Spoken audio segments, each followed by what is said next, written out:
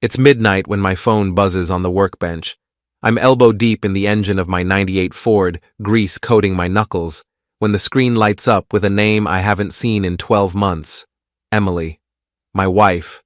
Ex-wife. Hell, I don't even know what to call her anymore. The text makes my blood freeze. I've had my fun. I'm ready to be your wife again. Can we talk? I nearly dropped my wrench into the engine block. After a year of radio silence, after walking out on our 15-year marriage because she needed space to find herself, Emily Mallory thinks she can waltz back into my life with a text message. Pine Hollow, New York isn't the kind of place where secrets stay buried. Population 8,000, and every single one of them knew when Emily packed her designer suitcases and moved into that fancy downtown loft.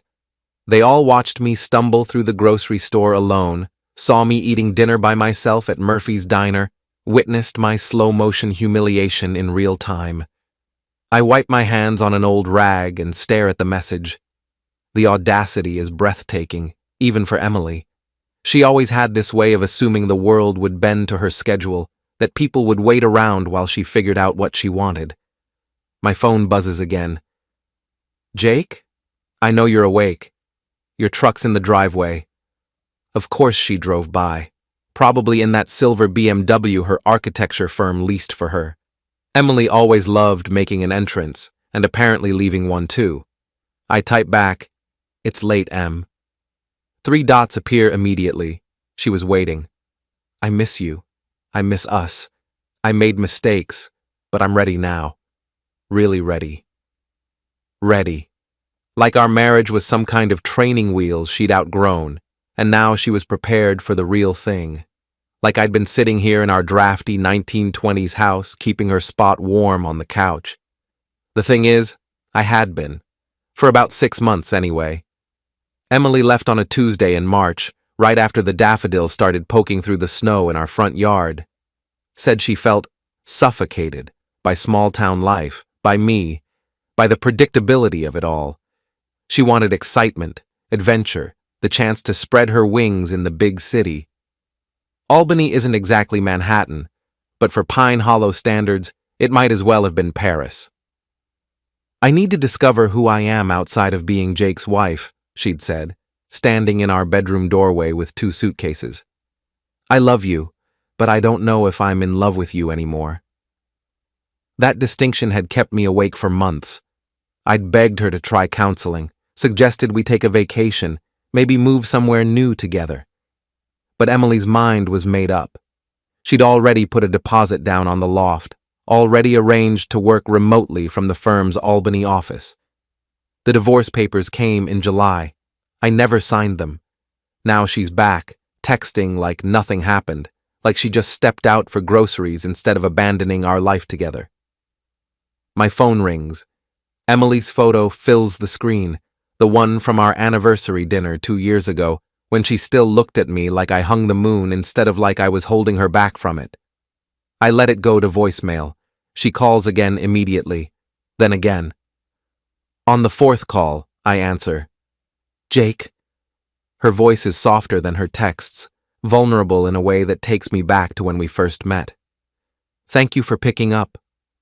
What do you want, Emily? I want to come home. I want to fix this. I know I hurt you, and I'm sorry. I'm so sorry. Through the phone, I can hear traffic in the background, the distant sound of music from some bar. She's probably parked outside, working up the courage to knock on the door. Where are you? I ask. Downtown. I was having dinner with some friends and I kept thinking about you, about us, about how stupid I was to throw away something so good. Friends. In Pine Hollow, that could only mean one group of people, the wives of the guys I used to hang out with before Emily left and everything got complicated. Before I became the cautionary tale they whispered about over wine. It's been a year, Em. I know, and I hate myself for wasting so much time, but I'm different now. I've grown. I know what I want. And what's that? You. Our life. Our home. I want to be your wife again, Jake. Really be your wife.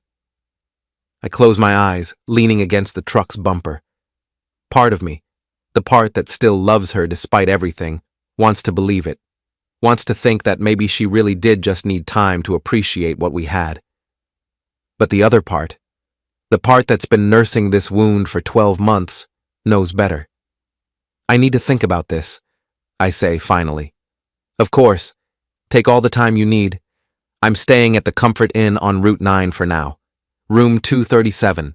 I'm not going anywhere, Jake. Not this time. After she hangs up, I stand in my driveway for a long time, looking up at the stars barely visible through the streetlight glare. The house behind me feels too big and too small at the same time, empty without Emily, but somehow cramped with all the memories we'd built inside those walls. My neighbor Mrs. Patterson's curtain twitches. Even at midnight, Pine Hollow's gossip network is operational. I head inside, past the living room where Emily's reading chair still sits in the corner, past the kitchen where her coffee mug still hangs on the hook she claimed 15 years ago. I've become a curator of my own life, preserving everything exactly as she left it. In our bedroom, my bedroom now, I sit on the edge of the bed and replay the conversation. Something about it felt off, rehearsed maybe. Emily always was good at saying what people wanted to hear, especially when she wanted something in return. I pull up her social media, something I'd stopped doing months ago for my own sanity. Her Instagram is full of pictures from the past year, Emily at art galleries, Emily at rooftop bars, Emily hiking in the Adirondacks with people I don't recognize. She looks happy, free, exactly like someone who'd found herself. But in the most recent photos, something's different. The smile doesn't quite reach her eyes. The captions are shorter, less enthusiastic. The last post is from 3 weeks ago. I'm about to close the app when I notice something in one of the photos from last month. Emily's at some kind of work event, surrounded by her colleagues from the architecture firm. She's laughing at something, her hand resting on the arm of a tall guy in an expensive suit. The guy looks familiar, but I can't place him. I screenshot the photo and zoom in on his face. Mid-30s, perfectly styled hair, the kind of confident smile that comes from never being told no. He's wearing a watch that probably costs more than my truck. In the comments, someone tagged him. A Trent Wilcox, our architect, Trent Wilcox.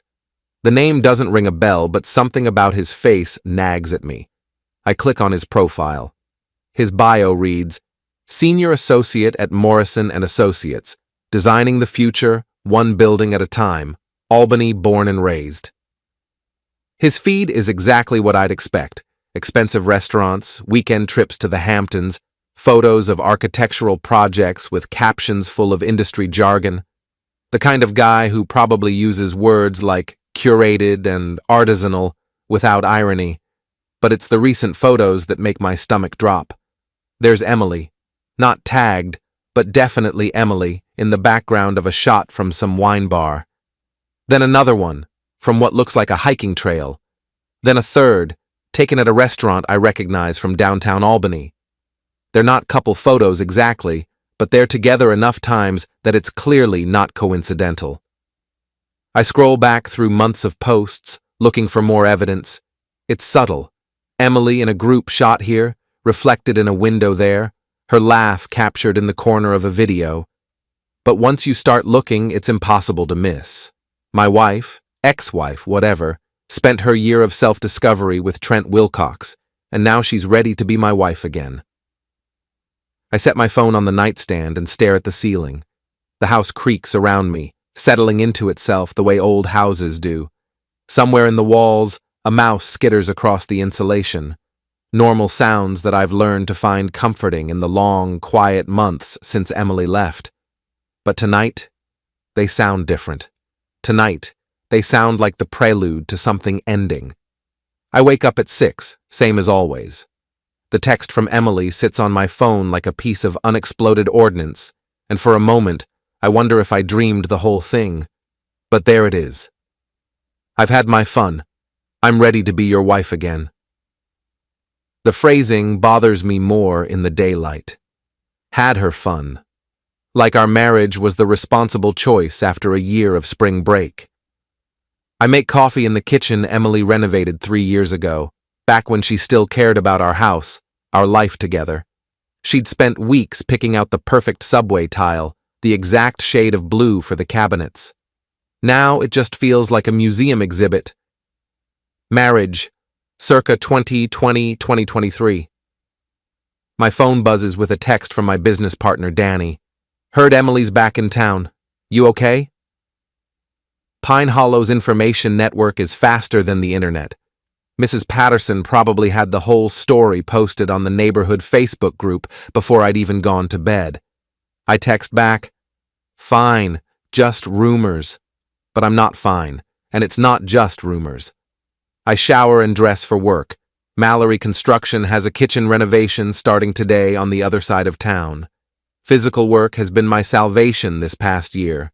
Something concrete and fixable when everything else in my life felt broken beyond repair. As I'm loading tools into my truck, a silver BMW turns onto my street. Emily.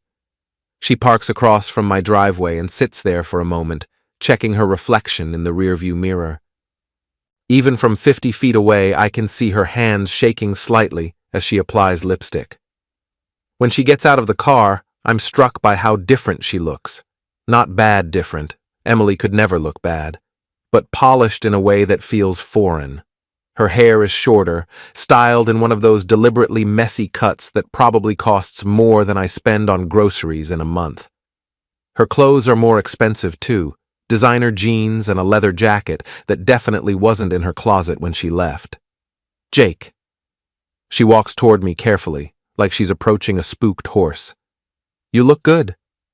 I probably don't. I've lost weight this past year, and not in a healthy way. Too many skipped meals. Too many nights when beer seemed easier than cooking for one. Emily. I closed the truck's tailgate, not moving toward her. You're up early. I couldn't sleep. I kept thinking about our conversation last night. She stops a few feet away, close enough that I can smell her perfume. It's different too, something expensive and sophisticated that doesn't smell like the Emily I married. I'm heading to work. I know. I remember your schedule. She smiles, and for a second it's like looking at a ghost of our old life. I was hoping we could grab breakfast. Murphy's Diner, like we used to. Murphy's Diner, where we had our first date 17 years ago.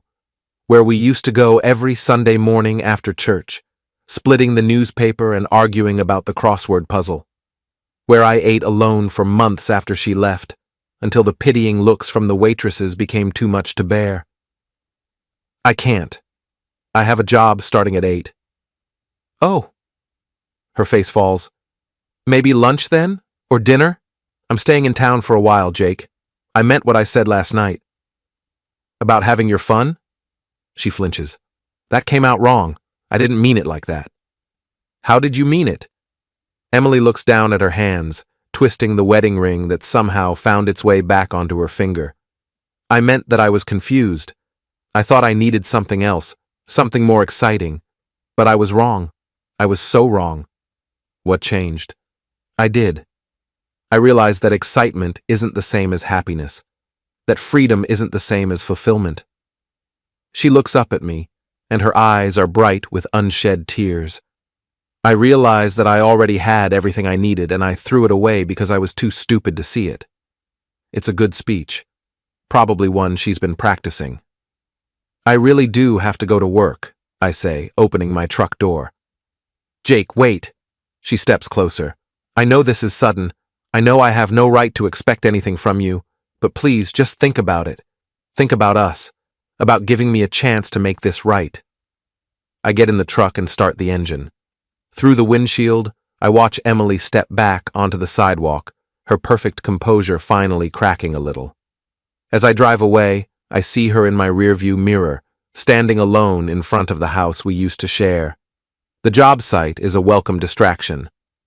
Mrs. Chen wants her kitchen updated, new cabinets, new countertops, new appliances, the kind of complete overhaul that takes weeks and requires complete focus.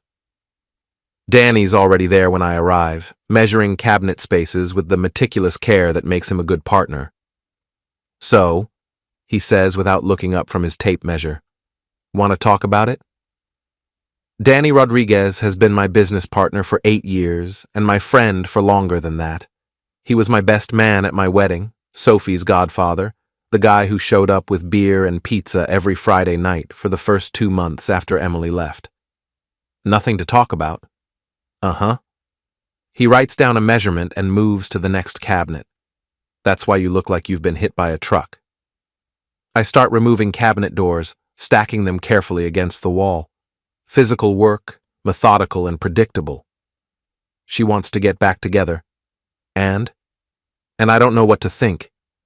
Danny sets down his tape measure and looks at me. Jake, you're my friend, so I'm going to be honest with you. Emily left you.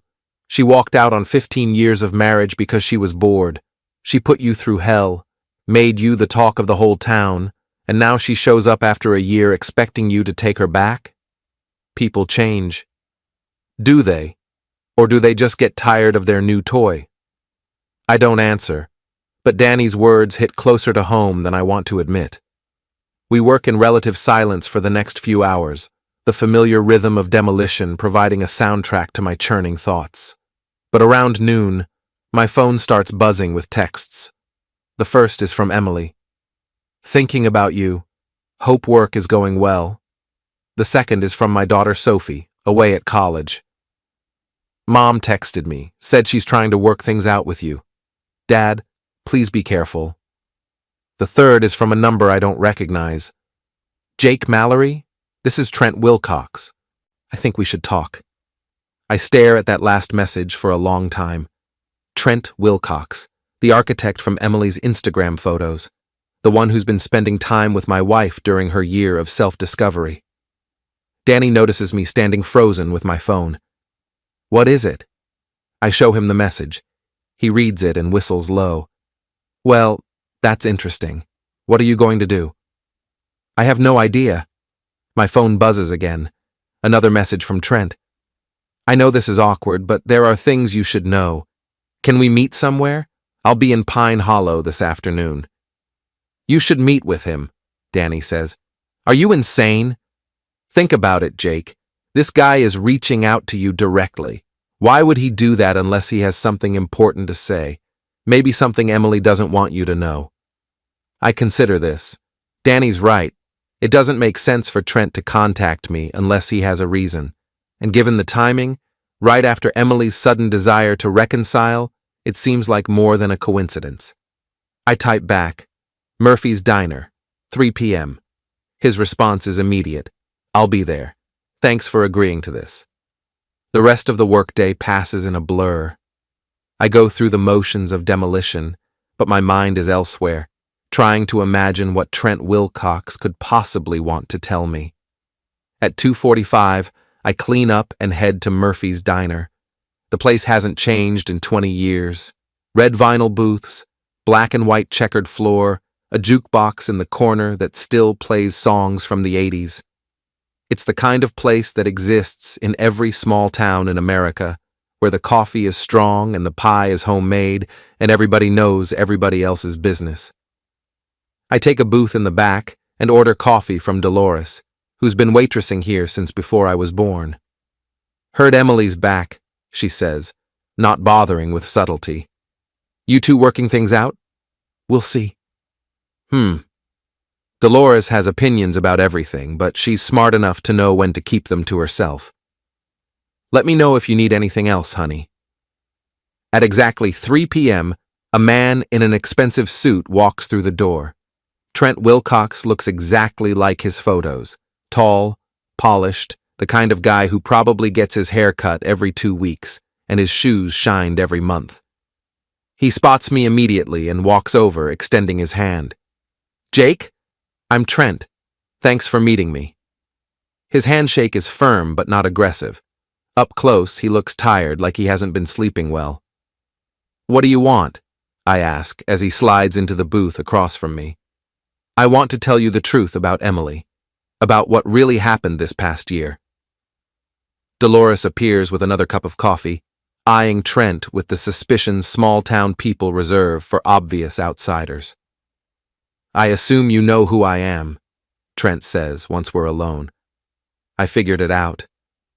He nods. "Emily and I work together. It's complicated." Seems like everything about Emily is complicated these days. Trent actually smiles at that. "You're not wrong." He takes a sip of coffee and makes a face. Apparently Murphy's brew doesn't meet his standards. "Look, I'm going to be direct because I think you deserve that. Emily and I were involved, romantically, for about 8 months. Even though I'd suspected it, hearing it confirmed hits like a punch to the gut. It ended 3 weeks ago. She broke it off, said she needed to figure out what she really wanted. 2 days later, she put in for a transfer back to the Pine Hollow area. Yesterday, she told me she was going back to her husband. Why are you telling me this?" Trent leans forward, his expression serious. "Because Emily isn't being honest with you, or with herself. She didn't leave you because she needed to find herself. She left because she was having an affair with our boss, Marcus Webb." The diner suddenly feels too small, too warm. "What?" "Marcus is married, kids. The whole thing. When his wife found out about Emily, she threatened to go public, destroy his career, their family. So Marcus ended it and transferred Emily to Albany to get her away from his wife." I stare at Trent, trying to process what he's telling me. "So you were what? The rebound?" "I guess. Emily was hurt, angry, looking for someone to make her feel better about herself. I was convenient." He shrugs. "I'm not proud of it, but there it is." "And now?" "Now Marcus's wife filed for divorce anyway. It's going to be messy, public. Emily's name is going to come out, and when it does, her career in Albany is over.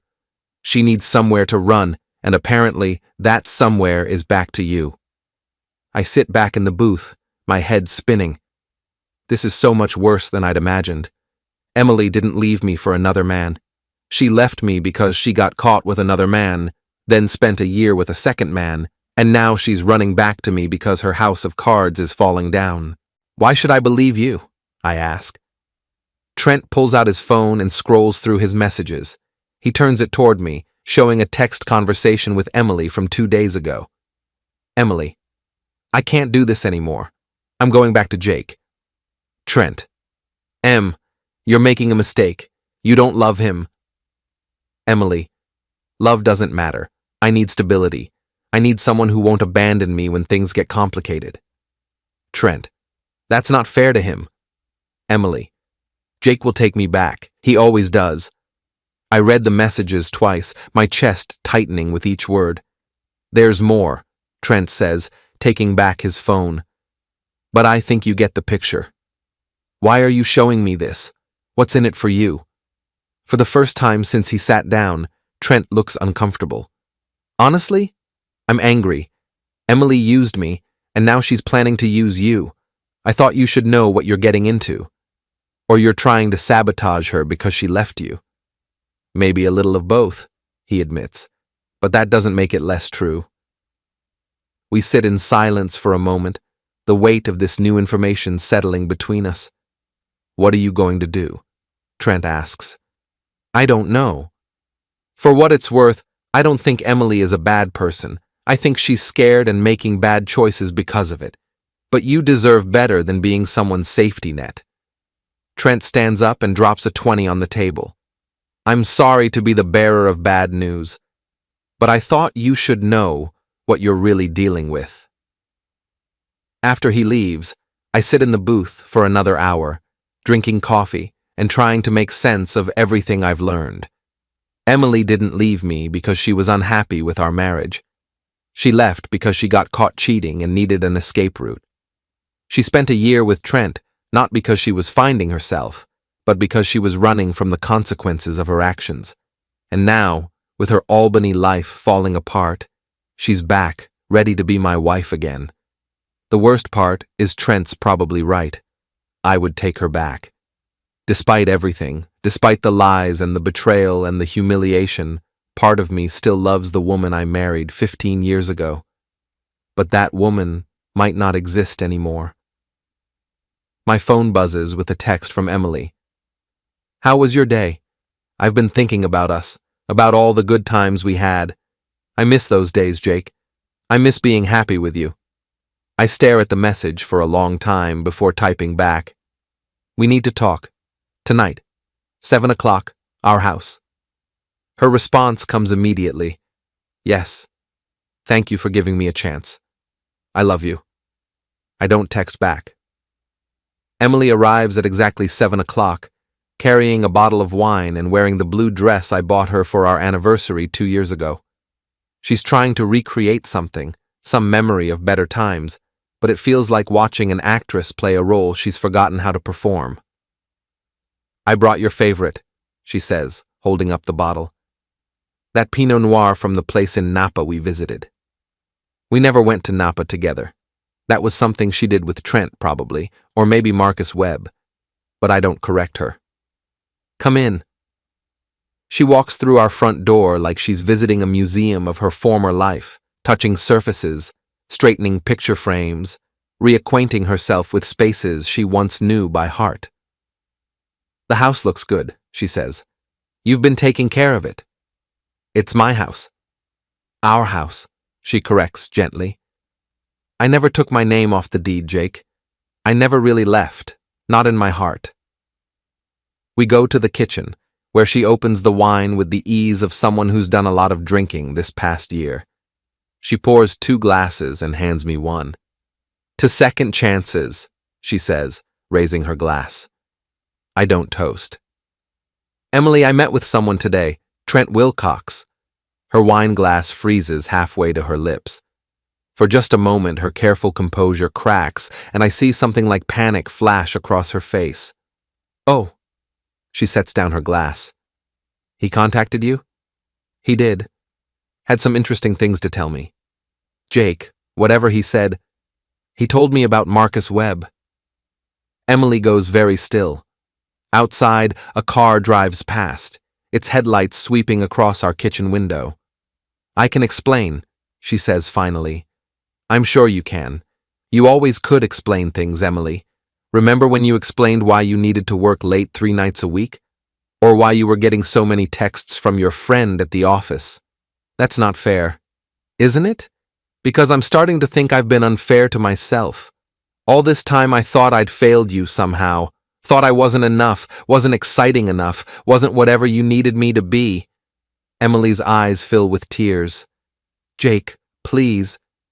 But it wasn't about me at all, was it? You were cheating on me long before you left. Marcus Webb was just the one you got caught with.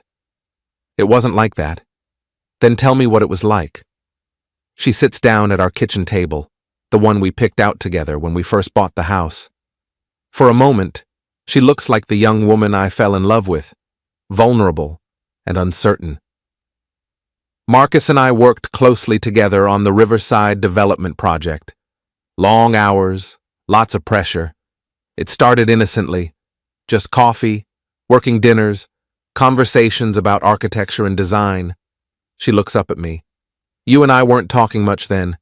You were busy with work. I was busy with work. We were like roommates. So you decided to sleep with your boss. It wasn't a decision. It just happened. One night we were working late and she trails off, shaking her head. I know how that sounds. I know there's no excuse. But you kept doing it. Yes, for 3 months. And I felt terrible about it, Jake. I hated myself. But Marcus made me feel special, important, like I was more than just someone's wife in a small town. So why didn't you just ask for a divorce? Why the whole charade about needing space to find yourself? Emily's composure finally breaks completely. She puts her face in her hands and starts crying, not the delicate tears of someone trying to look sympathetic, but the ugly, desperate sobs of someone whose world is falling apart. Because his wife found out. She hired a private investigator, got photos, recordings, everything. She threatened to destroy both of us if we didn't end it immediately. And Marcus chose his wife. He chose his reputation, his career, his standing in the community. The bitterness in her voice is sharp enough to cut glass. He threw me away like I was nothing, had me transferred to Albany the next week. So you came up with the story about needing space. I couldn't tell you the truth. I couldn't admit that I'd destroyed our marriage for someone who didn't even care about me. I sit down across from her, studying her face. Even now, even in the middle of this confession, she's managing her image. The tears are real, but they're calculated too. What about Trent? Trent was... She wipes her eyes. I was lonely, hurt. He was kind to me when I needed someone to be kind. For 8 months. Yes. And now you're ready to be my wife again. Emily reaches across the table for my hand. Jake, I know I've made terrible mistakes. I know I've hurt you in ways I can never fully repair. But I've learned from this. I've grown. I know what I want now, and what I want is you. Us. Our life together. Because Marcus's scandal is about to go public and your career in Albany is over. She jerks her hand back like I've slapped her. That's not why. Isn't it? Trent showed me your text messages, Emily. You told him love doesn't matter, that you need stability, that I'll take you back because I always do.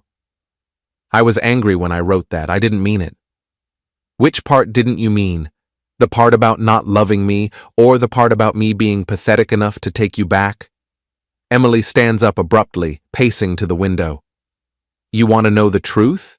The whole truth? Fine. Yes, Marcus's scandal is going to destroy my career in Albany.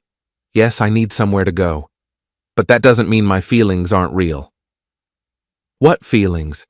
You just admitted you don't love me. I do love you. Maybe not the way I did when we were 25, but I love the life we built together. I love the security you represent. I love the idea of growing old with someone who knows me. That's not love, Emily. That's convenience. She turns back to me, and now her tears are gone, replaced by something harder. What do you want me to say, Jake? That you're the great love of my life? That every moment away from you was agony? We both know that's not true. At least you're being honest now. We're good together. We work well as a team.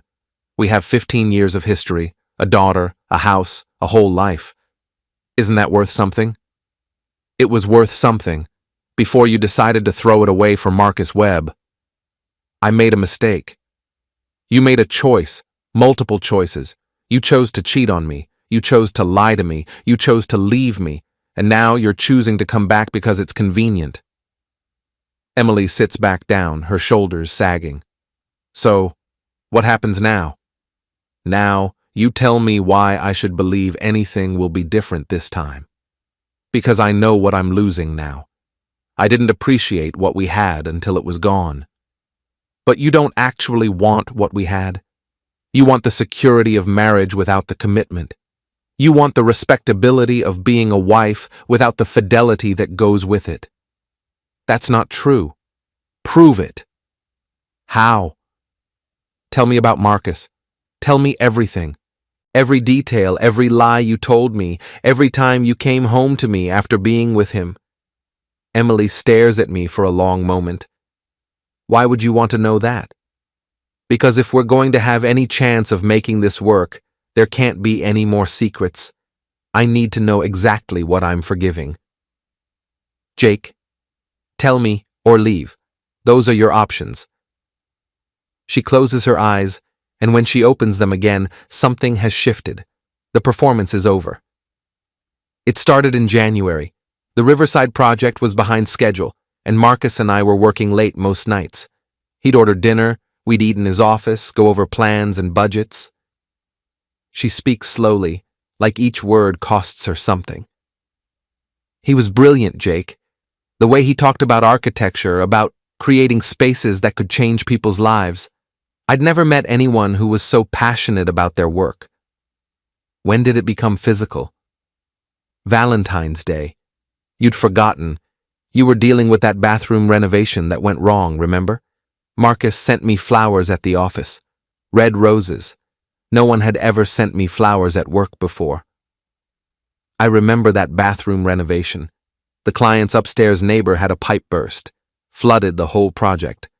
I'd spent 3 days dealing with insurance companies and water damage, came home exhausted and distracted. We worked late that night too, had Chinese takeout in his office. He opened a bottle of champagne, said we were celebrating the progress on Riverside. Emily's voice gets quieter. One thing led to another. Where? In his office, on the couch he kept for client meetings. And then you came home to me. Yes. Did we make love that night? Emily flinches. Jake, please. Did we? Yes, you were trying to make up for forgetting Valentine's Day. The memory hits me like a physical blow. I'd felt terrible about forgetting, had stopped at the grocery store on the way home and bought flowers, chocolate, a card. Emily had seemed distracted but responsive when I'd tried to apologize in the way married couples do. How many times? I ask. Jake. How many times did you sleep with him? I don't know. I didn't keep count. Guess? Maybe 20, 25? And how many times did you come home and sleep with me after being with him? I can't do this. Emily stands up again, but this time she's backing toward the door. This isn't healthy, Jake, for either of us. Sit down. No, I came here to apologize, to try to make things right. I didn't come here to be tortured. You came here because you need a place to run when your world falls apart. Again. Just like you ran to Albany when things got complicated with Marcus. Just like you ran to Trent when Marcus threw you away. That's not... It is exactly that. You're a runner, Emily. When things get tough, when consequences start catching up with you, you find someone else to take care of you. And what if I am? What if I do need someone to take care of me? Is that such a terrible thing? It is when you're willing to destroy people to get it.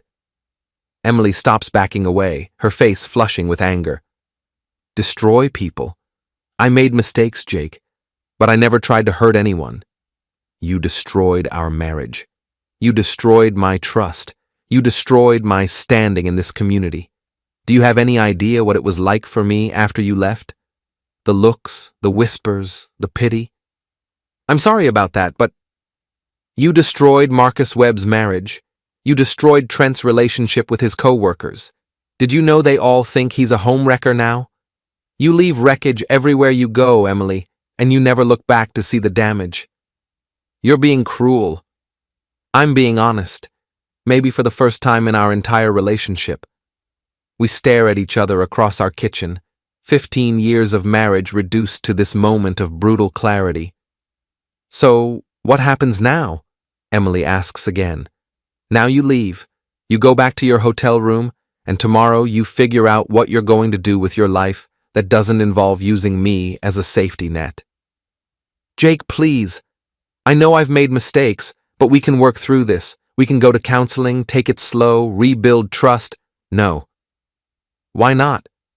Don't you think our marriage is worth fighting for? I thought it was. For 15 years I thought it was. But you didn't. You gave up on us the moment Marcus Webb smiled at you. Everything since then has just been you managing the consequences. Emily picks up her purse, her movements sharp with anger and hurt. Fine, but don't come crying to me in 6 months when you realize you've thrown away the best thing in your life. I'm not the one who threw it away. She pauses at the door. You know what your problem is, Jake? You think you're better than me. You think because you never cheated, never lied, never made any big mistakes, that makes you some kind of saint. But you know what? You're boring. You're predictable. You're safe and stable and completely, utterly boring. If I'm so boring, why do you want me back? Because boring is better than being alone. She leaves, slamming the door behind her. I sit in my kitchen for a long time after she's gone, finishing the wine she brought. Outside, Pine Hollow settles into its evening routine. Porch lights coming on, dogs being walked, families gathering around dinner tables. My phone buzzes with a text from Danny. How did it go? I type back. It's over. Really over this time. You okay? Getting there. But I'm not sure that's true. For the first time in a year, I know exactly where I stand with Emily. The problem is, I'm not sure I like the view. Word travels fast in a town like Pine Hollow. By Thursday morning, everyone knows Emily's back and that we had some kind of confrontation. I can tell because of the way people look at me. Not with pity this time, but with a mixture of curiosity and respect. Mrs. Patterson waves at me from her garden. Morning, Jake. Heard you sent that wife of yours packing. Morning, Mrs. Patterson. Good for you. Woman like that, she made her bed. Let her lie in it. At the hardware store, Bill Henderson claps me on the shoulder. Heard Emily tried to come crawling back. Smart man, not taking her back. Word travels fast. Small town. Bill rings up my purchase. Screws for the Chen kitchen. For what it's worth, I never understood what she was thinking, leaving a good man like you. The attention makes me uncomfortable, but I understand it. In Pine Hollow, marriage means something.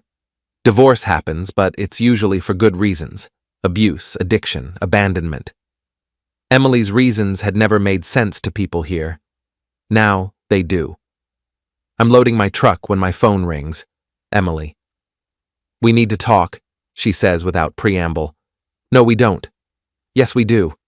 There are things we need to figure out. The house, our finances, Sophie. Sophie's an adult. She can have a relationship with both of us without us being together. Jake, please. I'm staying at the Comfort Inn, and I can't afford to stay here much longer. I need to know what we're doing. We aren't doing anything.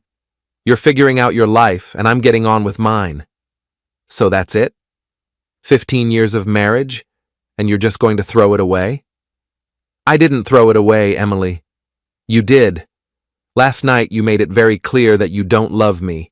You just need me. That's not enough anymore. There's a long pause. What if I said I was wrong? What if I said I do love you? Then I'd say you're lying, to me and to yourself. Jake. I hang up. The workday passes quickly. Danny and I finish the Chen demolition and start measuring for the new cabinets. It's satisfying work, taking something old and worn and making it new again. Around lunch, Danny brings up the subject I've been avoiding. So what's your plan now? With Emily, I mean. There is no plan. She goes back to Albany, I stay here. We file for divorce. And if she doesn't go back to Albany? I hadn't considered that possibility. But now that Danny mentions it, I realize Emily might not have anywhere else to go. If Trent was right about Marcus Webb's scandal destroying her career, she might be stuck here. That's her problem to figure out. Jake, I've known you for a long time. You're not a cruel person. If Emily's really got nowhere to go. She made her choices, Danny. I can't keep rescuing her from the consequences. But his words stick with me for the rest of the day. That evening, I'm grilling a burger on my back porch when Sophie calls. Dad, I talked to Mom today. How are you doing, sweetheart? I'm okay. Worried about you guys. Mom said you two had a fight.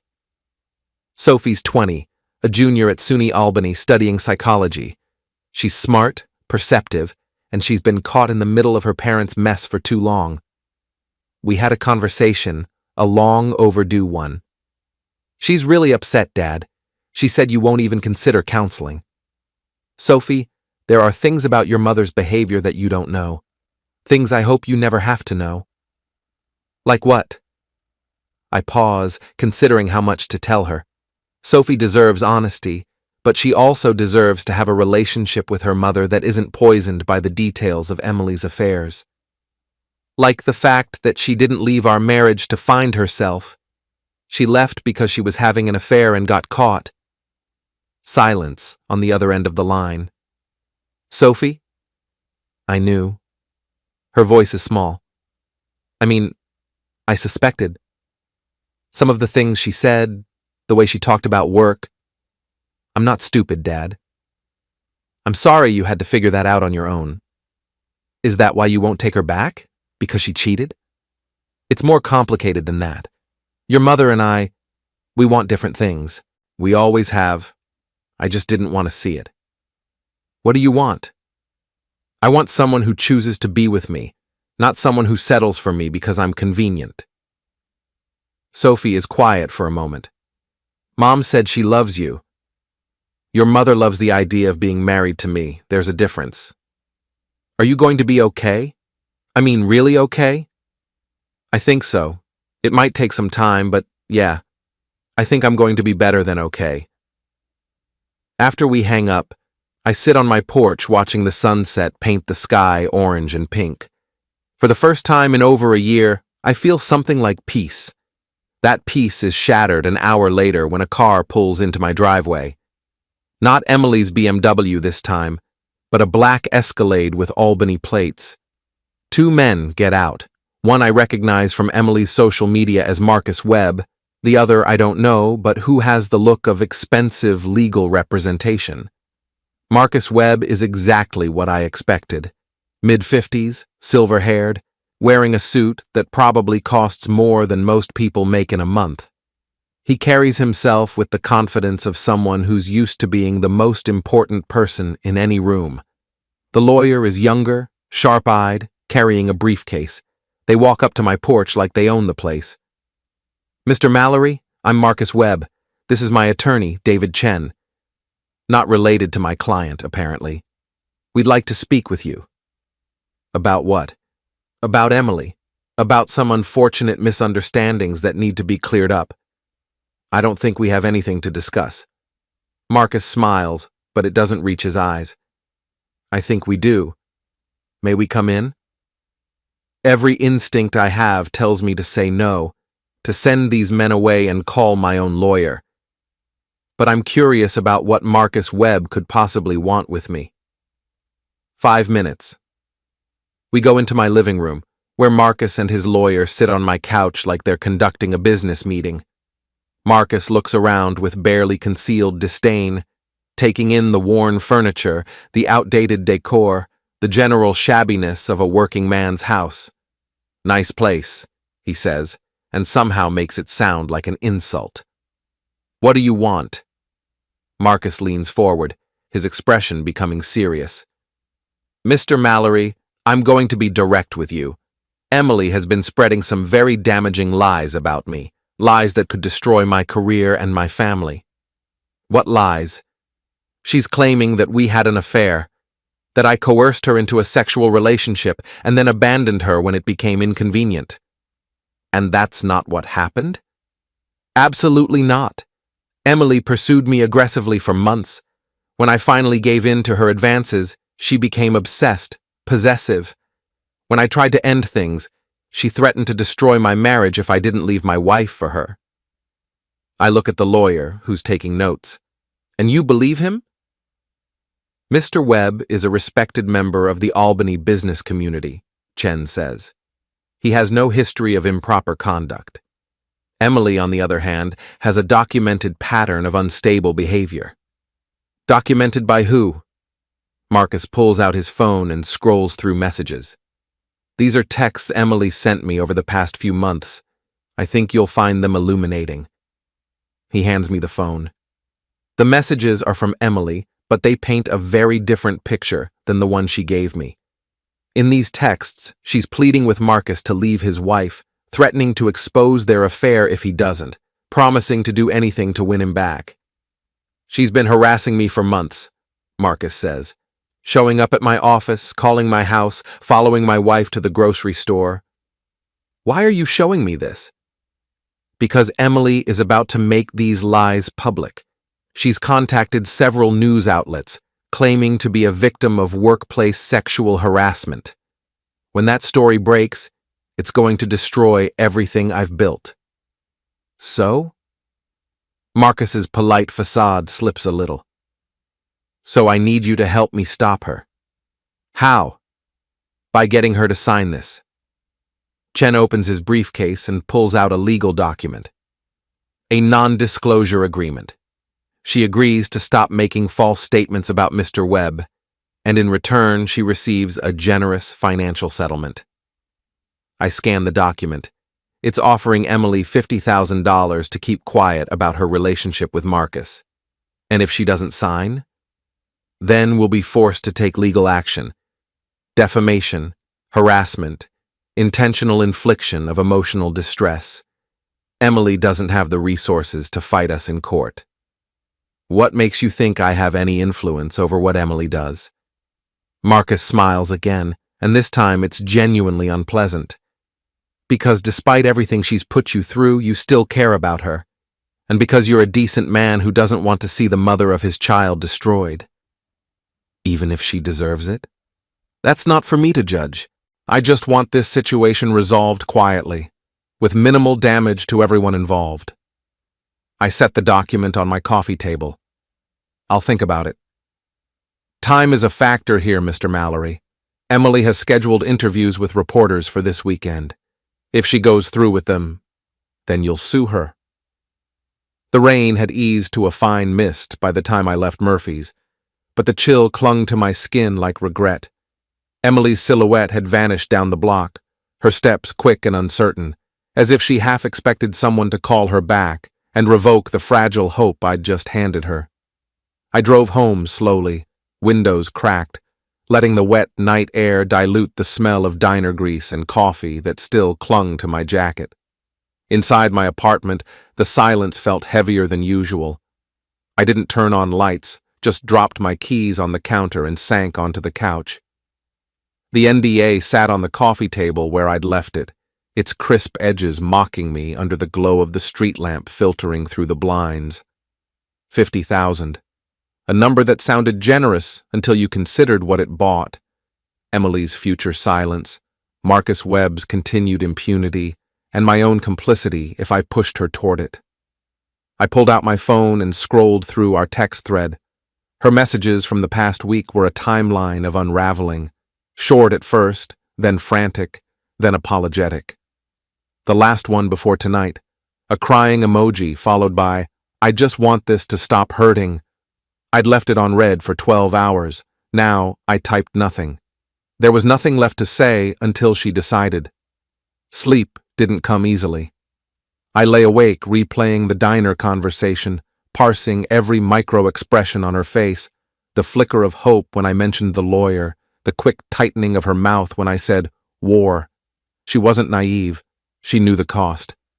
But knowing and accepting are different animals. Morning arrived gray and damp. I made coffee, black and bitter, and opened my laptop to the encrypted folder I'd started naming Web File. Inside, screenshots of Emily's old performance reviews, stellar until 6 months ago, anonymous Glassdoor posts naming Marcus as intimidating and favoritism-heavy, a leaked internal memo from 2 years prior about appropriate workplace boundaries that read like damage control. Nothing conclusive on its own, but together they painted a picture of a man who operated in gray areas and relied on fear to keep them gray. By noon, Lila Torres had emailed a draft rejection letter, 3 pages of polite, surgical language that dismantled the NDA clause by clause. Coercive intent, retaliatory motive, public policy violation. She attached a list of next steps: file with the EEOC within 180 days, preserve all communications, consider a civil suit for emotional distress and lost wages. At the bottom, in bold, do not sign anything without counsel present. I forwarded it to Emily with a single line. Read when you're ready, no pressure, call if you want to talk it through. Her reply came 40 minutes later. Printing it now, this is a lot, but thank you. The afternoon passed in a blur of client calls and half-hearted emails. My mind kept drifting back to Marcus Webb. I'd never met him, only seen the polished headshots, silver hair, easy smile, the kind of face that sells venture capital and board seats. In one photo, he stood beside a podium at Davos, arms crossed, looking untouchable. Untouchable people stay that way by making sure no one dares touch them. Around 4, my phone rang. Unknown number, I answered cautiously. Mr. Riley, this is Chen again. His voice was smoother than last time, almost conciliatory. I wanted to follow up personally. Has Ms. Hargrove had time to review the agreement? She's reviewing it, I said flatly. Good. Time is short, but we're reasonable people. Perhaps we could sweeten the offer. 75,000 plus a neutral reference letter for her next role. Discreet, of course. I let the silence stretch. You think money fixes this? Money fixes most things, he replied without hesitation, especially when the alternative is unpleasant. Unpleasant how? Let's not play games. You know how these matters resolve. Reputations are fragile, careers more so. I pictured Emily's face in the diner, the way her shoulders had straightened when she talked about fighting. She's not signing. A pause. That's her choice, but choices have consequences, and consequences have witnesses. The line went dead. I stared at the phone, adrenaline prickling my scalp. Threat delivered, deniably. Classic. That evening, I met Emily at a small park 2 blocks from her apartment. Neutral ground, no diners, no rain. She was already there when I arrived, sitting on a bench under a dripping oak, thermos in hand. She looked exhausted but composed, hair in a loose braid, dark circles under her eyes that no concealer could hide. You okay? I asked, sitting beside her. No, but I'm here. She handed me the thermos. Chamomile. Figured we could use calm. I took a sip. Warm, floral, grounding. Torres sent the draft? Yeah, I read it twice. Then I cried for an hour. Then I got angry. She exhaled through her nose. 75 now, right? He called you? I nodded. Tried to bargain. She laughed, short and sharp. Of course he did. That's what he does.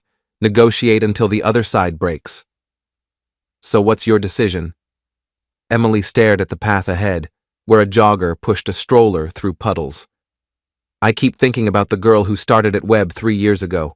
25, fresh out of grad school, convinced hard work was enough. I was good, really good. And I let him make me feel like I owed him for noticing. Her voice cracked on the last word. Signing feels like telling that girl she was wrong to believe in herself. Then don't sign. It's not that easy. If I fight, I might lose everything. Apartment, savings, sanity, and he still walks away richer. Maybe, but he won't walk away clean, not if we do this right. She turned to me, eyes searching. Why are you still here, Jake? You could have ghosted after the first meltdown. Most people would. Because I know what it feels like to fold when you shouldn't, and because you're not the villain in your own story, no matter how hard he tries to rewrite it. She looked away, blinking rapidly.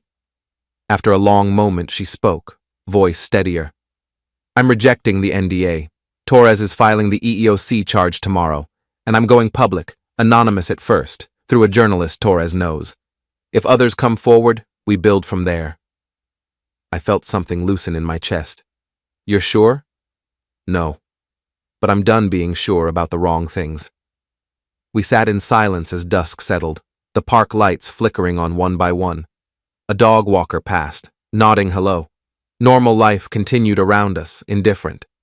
Emily stood first, brushing damp leaves from her coat. Walk me home? I did. At her building door she turned, hugged me fiercely, brief, grateful, no lingering. Thank you for not letting me disappear. Wouldn't dream of it. She disappeared inside. I walked the blocks home alone, rain starting again, soft and steady. My phone buzzed once. Torres. Charge filed. Clock's ticking. Stay sharp. I didn't reply. Instead, I opened a new note on my phone and typed one line. Day 1. She chose to fight. Then I locked the screen and kept walking, the city lights smearing in the wet like watercolor promises. For the first time in weeks, the future didn't feel like a trap. It felt like a door, cracked open, waiting for someone brave enough to push. Emily is already waiting when I arrive at Murphy's Diner the next evening. She's chosen a corner booth, dressed carefully in a conservative blue sweater and dark jeans, an outfit designed to look humble, apologetic. She stands when she sees me, her smile nervous but hopeful. Jake, thank you for coming. I slide into the booth across from her, noting the dark circles under her eyes, the way her hands shake slightly when she reaches for her coffee cup. She looks like someone who hasn't been sleeping well. You look tired. I haven't been sleeping much. I keep thinking about what you said about the choices I've made. She leans forward. I've been doing a lot of soul-searching, Jake. I think you were right about some things. Which things? About me running away when things get difficult. About using people as safety nets. She takes a shaky breath. I don't want to be that person anymore. Dolores appears with coffee for me, eyeing Emily with obvious disapproval. The whole town knows the story by now, and Emily isn't winning any popularity contests. So what do you want to be? I ask once we're alone. I want to be someone who takes responsibility for her mistakes, someone who faces consequences instead of running from them. Emily's eyes are bright with unshed tears. I want to be someone worthy of a second chance. Emily, I need to tell you something. Marcus Webb came to see me yesterday. Her face goes white. What? He brought his lawyer. They want you to sign a non-disclosure agreement. Oh, God. Emily puts her head in her hands. What did you tell them? I told them I'd think about it. I pull the NDA from my jacket and slide it across the table. They're offering you $50,000 to keep quiet about your affair. Emily stares at the document like it's a snake. And if I don't sign? They'll sue you. Defamation, harassment, emotional distress. They'll destroy you in court. They can't prove I'm lying. Can't they? Marcus showed me text messages, Emily. Messages where you're begging him to leave his wife, threatening to expose him if he doesn't. Emily's shoulders slump. Those messages. I was desperate. Hurt. I wasn't thinking clearly. So you did threaten him? Not the way it sounds. I never tried to blackmail him or anything like that. I loved him, Jake. I thought he loved me too. When he threw me away like I was nothing, I said things I shouldn't have said. What kind of things? I told him I'd tell his wife about us if he didn't at least give us a chance. I know how that looks, but I wasn't trying to destroy his marriage. I was trying to save what we had. I study her face, looking for signs of deception. Emily's always been a good liar, but right now she looks genuinely shaken. Marcus says you've been harassing him, following his wife, showing up at his office uninvited. I went to his office twice, Jake, and I never followed his wife anywhere. I ran into her at the grocery store once, completely by accident. Emily's voice rises slightly. He's making me sound like some kind of stalker. Are you planning to go to the media? Emily looks surprised. What? No. Why would I do that? Marcus seems to think you've scheduled interviews with reporters, that you're planning to accuse him of sexual harassment. That's insane. I never contacted any reporters. Emily shakes her head. Jake, I made mistakes, but I'm not trying to destroy Marcus. I just want to move on with my life. I believe her, which surprises me. Emily's many things, but she's not vindictive. She's selfish, impulsive, willing to hurt people to get what she wants, but she doesn't seek revenge. So, where does that leave us? I don't know. Marcus and his lawyer seemed pretty convinced you were going public. Maybe someone else is feeding them information, making them think I'm more of a threat than I actually am. Like who? I don't know. Someone who benefits from Marcus thinking I'm dangerous. We sit in silence for a moment, both lost in thought. What do you think I should do? Emily asks finally. About the NDA? That's your choice. I'm asking for your advice. Why would you want my advice? According to you, I'm boring and predictable. Emily winces. I was angry when I said that. I didn't mean it. Yes, you did. You meant every word. And you know what? You were right. I am boring and predictable. I go to work, I come home, I pay my bills, I mow my lawn. I don't have affairs with my boss or run off to find myself or create drama wherever I go. Jake, but you know what else I am? I'm reliable. I'm honest. I keep my promises. and I deserve better than someone who sees those qualities as character flaws. Emily starts crying, not the calculated tears from the other night, but genuine sobs of grief and regret. I know you deserve better. I've always known that. That's why I was so afraid of losing you. So you cheated on me? I cheated because I was scared that I wasn't good enough for you, that eventually you'd realize you could do better and leave me. That doesn't make any sense. It doesn't have to make sense. It's how I felt. Emily wipes her eyes with a napkin. You were always so steady, so sure of yourself.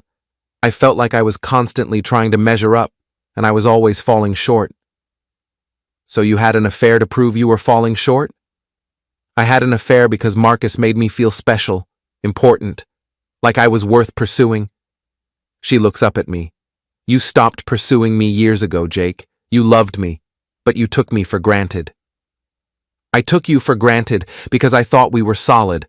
I thought we were a team. We were, but I needed to feel like you still wanted me, not just that you loved me out of habit. I consider this.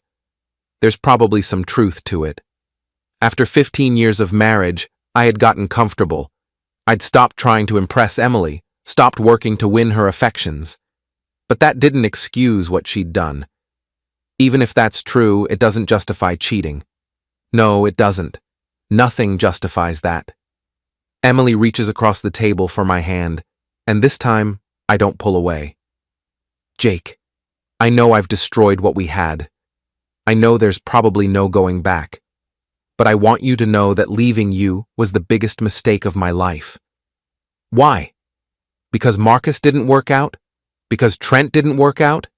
Because your career is falling apart? Because I realized that what we had was real. It wasn't exciting or dramatic or passionate, but it was real. It was solid. It was something I could build a life on. But you don't love me. Emily is quiet for a long moment. I don't know what love means anymore, Jake. I thought I loved Marcus, but that was just obsession. I thought I loved the excitement, the danger, the feeling of being desired, but those feelings don't last. And what we had does? What we had was partnership, friendship, mutual respect, trust. She laughs bitterly. At least it was until I destroyed the trust. So what are you saying? I'm saying that maybe love isn't just about passion and excitement. Maybe it's about choosing someone every day, even when it's boring, even when it's predictable. Maybe it's about building something together that's bigger than just feelings. That sounds like you're trying to convince yourself as much as me. Maybe I am. Emily lets go of my hand. Jake, I don't expect you to take me back. I don't even know if I deserve another chance, but I want you to know that I understand now what I threw away. And what's that? A good man, a good life, a good marriage. She picks up the NDA. What do you think I should do about this? I think you should sign it. Emily looks surprised. Really? $50,000 is a lot of money. It's enough for you to start over somewhere new, maybe go back to school, build a different kind of career. And let Marcus get away with what he did? What did he do, Emily? Sleep with a willing adult? End an affair when it got complicated? From what I can see, you both made bad choices. He used me. And you used him. You used Trent. You tried to use me. I lean back in the booth. Maybe it's time to stop thinking about who used who and start thinking about how to move forward. Emily stares at the document for a long time. If I sign this, it's really over between us, isn't it? It was already over. I know. I keep hoping for a miracle, I guess. Miracles require faith, Emily, and you lost faith in us a long time ago. She nods, tears streaming down her face. You're right. I did. Emily pulls a pen from her purse and signs the NDA with shaking hands. When she's finished, she slides it back across the table. There, it's done. What will you do now? I don't know. Leave Pine Hollow, obviously. Start over somewhere else. She looks around the diner, taking in the familiar surroundings. I'll miss this place. You could have stayed. All you had to do was choose us. I know, but I've never been good at choosing the right thing. We sit in silence for a few more minutes, the weight of 15 years settling between us. I should go, Emily says finally. I need to pack, figure out where I'm going. Emily? She pauses, half standing. For what it's worth, I hope you find what you're looking for. What if what I was looking for was right here all along? Then you'll have learned an expensive lesson. Emily nods, understanding that this is really goodbye. Take care of yourself, Jake. You're a good man. Don't let what I did make you think otherwise. After she leaves, I sit in the booth for another hour, drinking coffee and watching Pine Hollow settle into evening. Through the window, I can see people walking their dogs, teenagers hanging out in the parking lot of the gas station, families heading home from dinner. Normal life in a normal town. My phone buzzes with a text from Danny. How did it go? It's over, I type back. Really over this time. You okay? Getting there. And for the first time in over a year, I think that might actually be true. I pay my check and head home to my empty house, but it doesn't feel empty anymore. It feels like mine.